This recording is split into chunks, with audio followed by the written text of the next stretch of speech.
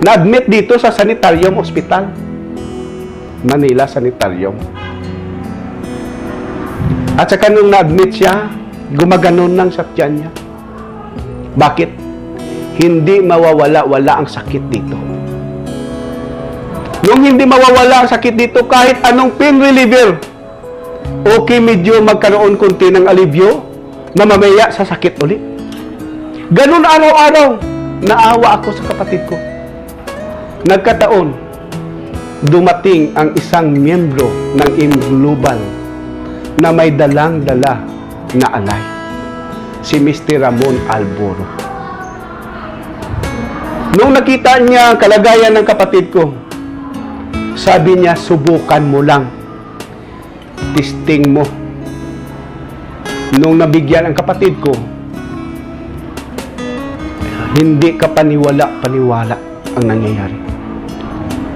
Wala pa 2 oras, natanggal ng sakit. Nawala. Sabi ko, mirakulo pala ito. Kaya nung nagkausap kami ni Mr. Ramon Alboro, hindi niya alam ako pala may sakit din. Natudai ko ako at na-diagnose ako na mayroon ako pala heart enlargement. Ang doktor ko nagsabi sa akin, sabi niya, mag-prepare ka ng 800,000 bypass operation. Bakit, Dok? Sabi ko, 35% ang puso mo gumagana. Sabi ko, na pagkalaking halaga ito, pinag-isip-isipan ko. Saan ako kukuha ng 800,000? Sabi ko, Brad, sabi ko, okay, itesting ko din ito.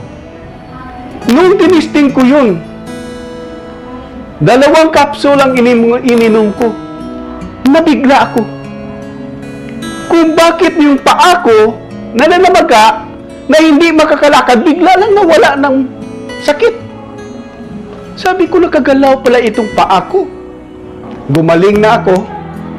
Nung gumaling ako, nagpapasalamat ako dahil makakalakad na ako ng malayo. Hindi na ako hiningal.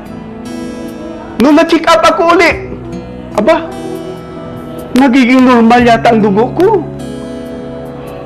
Marami nagbago. At saka pagkaunti-unti, lumakas na lumakas ang kain ko. At saka bumalik yung katawan ko.